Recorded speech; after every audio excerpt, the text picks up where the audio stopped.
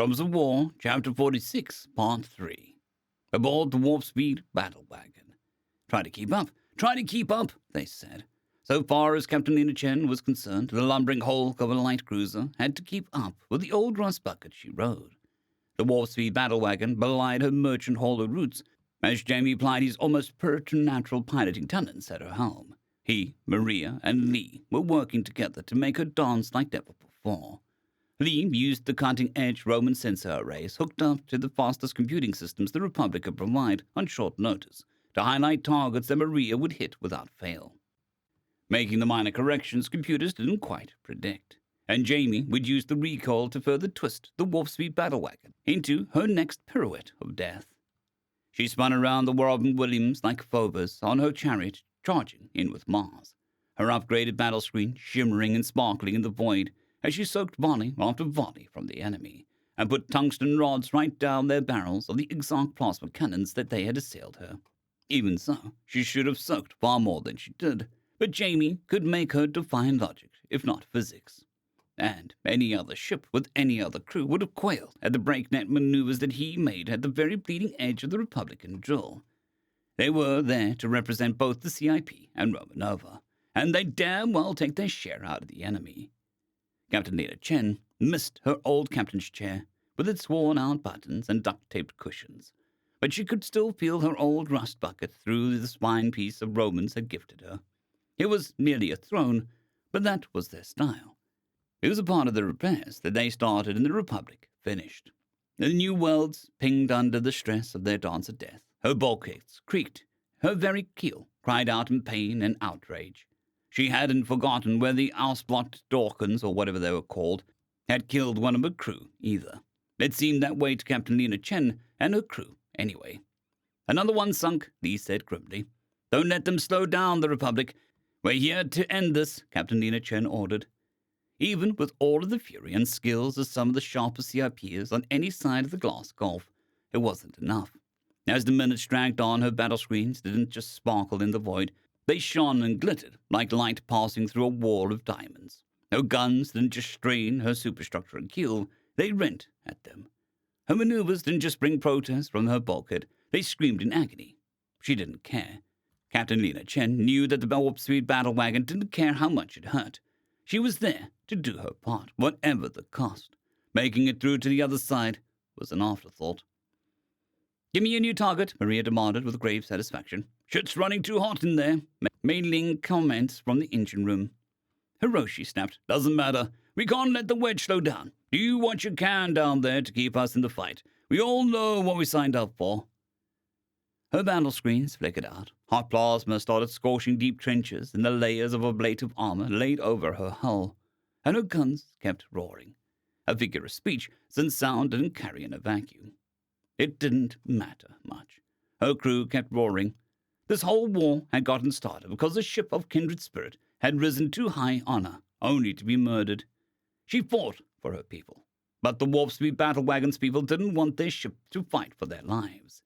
They wanted her to fight for their honor and their vengeance. She did not disappoint, even as hairline fractures in her keel widened. Come on, you old rust bucket, Captain Lena Chen almost prayed. Jamie, Snaproll, Maria, use the belly guns instead. Her guns fired and fired and fired into a murderous enemy, rending them into pieces as she twisted past under Jamie's skillful hands, and hot plasma burnt tiny holes through her hull. Her crew had thought of this. They vented all the atmo already and were depending on environmental suits. Her bulkheads warped under the weight of another salvo, and she killed another of the enemy ships. Her crew had the names of the Among Startides we sing and markers on their lips as she took a direct hit to her engine room. The warp speed battle wagon didn't have any Digitan crew. She didn't even have a rudimentary AI or VI. Her reactor went cold before it went critical anyway. Admiral Jock watched the holographic representation of the scrappy little escort vessel wink from the blue to yellow, and Lieutenant Commander Anika Patel said, Status change, first ship down. That was a secondary to the fact that the representation of the Robin Williams was about to break through the last layer of enemy defense. Reactor status, meeting say cold, Ensign O'Connor said somberly. Who's in our wake? He asked. He knew his staff would get him the answer faster than zooming in on the holodecks. "The old girl and her squadron, sir," Lieutenant Amani Sosa reported. He nodded to himself. It was fitting. "Cut new orders. They are to take the warp speed battle wagon in tow and protect her if possible. Once our lost boys are away, we'll go to relieve them." "Aye, sir," Commander Almeida said. Orders received. Admiral Jock knew that the crew of the tenacious little CIP ship couldn't see them, but in the 8 seconds it took for the Robin Williams to sail past, every last Voidsman aboard her saluted. Then they were through. "I want 4 squadrons to hold this hull open until the rest of the Spirit is through." "Aye, sir." The Robin Williams began angling for her drop pass. Upon the bridge of the glorious man-of-war of the Exarch Dominion, High Priest Master Zaquip Zenu could little believe his good fortune. He had the foolish sons of the vengeful goddess Republic trapped against the planet where their impossibly maneuverable ships would do them little good. He knew not what had possessed them to put themselves in such disadvantage, but they had. What was more, they had finally destroyed one of their vessels. True, the smallest, but it had by itself somehow managed to destroy or disable a full 2 score of his own ships. Madness. "We have the fools trapped," he shrieked. "Overwhelm them, while they yet cannot escape." However, upon her throne beside his wife's eyes rolled up into the back of her head. "Lo, for the tip of the spear has pierced our shields, and the vengeful goddess halts not, for with her she brings the bride unlooked for. Death hungers to cleave to Uxur, while Republic shall bow not."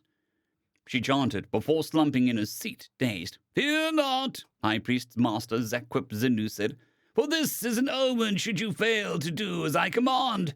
Kill them!"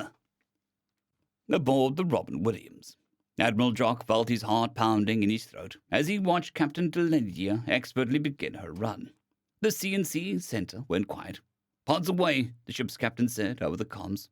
"Good luck, Eric. God guide you and keep you," Admiral Jock said, despite his old friend hurtling towards the planet below, full of fire and fury, couldn't hear him. Then the icon of the Robin Williams returned to yellow icon, representing the wreckage of the warp-speed battle wagon, and interposed her bulk between her and the wall of red streaming towards the steady blue stream, soaring towards the planet below. Admiral Jock had the image of the scrappy English bulldog, bloodied and bleeding, being circled by the lean forms of hungry coyotes, only for a pack of Anatolian shepherds to leap atop a broken smaller dog, fangs bared, snarling, and eyes full of deadly fury. "I want that squadron to guard this fine vessel once they've sent their lost boys away," Admiral Jock ordered. The Robin Williams began to focus on ripping any enemy apart who dared approach his wounded comrade. "Aye, sir." In the tube, there was a tremendous roar, and General George was away. In a couple seconds, he'd hit the upper atmosphere and deployed chaff. But his friend had done his job. The spear thrust had been successful, and it was time for the Lost Boys to go to work. Bloody work. "Good luck, Nelson," he said, despite the fact he knew his friend couldn't hear him. "May the saints and angels be with your voidsman." Aboard the Tiger Lily. This was it. They had held the corridor, and now it was their turn to send away their payload of Lost Boys. The only thing that the Tiger Lily had to do was about 6 impossible maneuvers and destroy a vessel that outmatched her by about 6 times. Easy peasy. Well, easy for the crew of the Tiger Lily, anyway. Ensign Anderson put her into a pitching end-over-end roll to bring all of her guns to bear with maximal effect, before very nearly pasting the crew to the deck by putting her into a tightly corkscrewing roll around the wounded battleship that gave the Tiger Lily's gunners a chance to finish the beast off. Lieutenant Emily Parker logged the new debris field and sent the information to both the helm and gunnery stations. Then she carefully chose from the available courses the one which would get the ship closest to the Lost Boys LZ. However, as they came out of the corridor and the wedge finally collapsed, the Tiger Lily passed 5 stately vessels gathered around a wounded lion. The warp-speed battle wagon had earned such a guard. The Peter Pan, the John Darling, the Michael Darling, and the Robin Williams stood sentinel over her, like a set of back-alley bruisers who had taken it into their heads that the class nerd was one of theirs. Enemy vessels that got close disappeared. "Cease fire," Captain Roberts ordered as they sailed past, and Ensign Anderson leveled their flight. "Present! Arms!" The crew inside the wounded vessel was likely unaware, but the whole crew of the Tiger Lily saluted them as they passed. Aboard the Trafalgar, Admiral Ross let herself smile as the holotable updated the net text reports from Admiral Chock to real-time telemetry data, as Third Fleet translated into real space. She was treated to her fleet-wide sensors, picking up a wall of tungsten whipping across the Exarch rear lines, causing a pretty decent amount of destruction for a single low V salvo. "Jock, you sly bastard," she said aloud. "You looked them square in the eye and shot them in the back." What was more, the entire Second Rapid Response Group was wreaking absolute havoc in what were about to become the enemy's rear lines. Too bad they had no idea they were being flanked. Too bad for them, anyway. T-0 hour. "Carrier Task Force 1 through 4, mission is a go," she ordered. "The Trafalgar will form the center, inform the Romans that I will take it as a personal insult if they allow a single vessel past them to reinforce the enemy. CIP auxiliary squadrons are to mine the gaps between the main task forces and make sure no enemy vessel escapes intact." "Aye, ma'am," Rear Admiral Benjamin Hughes said softly. "That'll light the fires under their asses, especially with the Romans." "Romanova are excellent in a fight," Admiral Ross said, "but they tend to go off hunting for glory. CIPers have their own kind of pride. So long as they're not sidelined, they put in the work. Now we just get out of our officers' way." She watched the 4 task forces spread out into 4-pointed claw formation, reaching out towards the enemy fleet, like the talons of a stooping eagle. They reached out for the prey that Admiral Chock had baited them into concentrating for her. Aboard the John Darling, the Lost Boys were away, and Captain Martha Adams was keen to get back into the fight.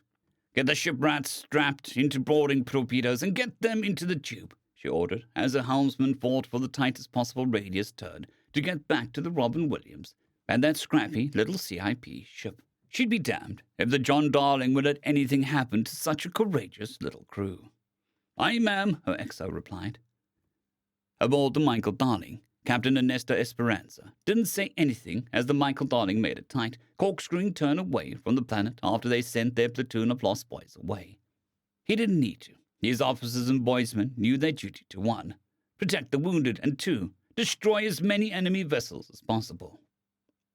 Aboard the Wendy Darling, she was the most envied posting in the whole Second Star Rapid Response Group, even more sought after than the flagship. The reason was simple. She was the founding vessel, oldest, most decorated, and awarded only to the absolute finest officers and boysmen that the Republic Navy could produce. She could be crewed by nothing less, so Captain William Revett was unsurprised when his helmsman deliberately piloted into enemy fire. If he had not, the wounded and helpless warp-speed battle wagon would have been shattered. However, he did say, "I would like that vessel that dared shoot at us taught a lesson, please," upon the bridge of the glorious man-of-war of the Exarch Dominion. How could this have happened? Were these sons of the vengeful goddess Republic not engaged across scores of systems over hundreds of worlds? How could they yet have so many ships which to assail him? His only chance was to put the planet between himself and the massive fleet. However, what he had taken for a foolish misstep of the earlier sons of the vengeful goddess Republic had been revealed for what it was, an anvil upon which he was trapped. "Kill them! Call in the reserves!" he roared. There was naught else to do. The inevitable victory of the Dominion was looking a lot less inevitable. End of chapter.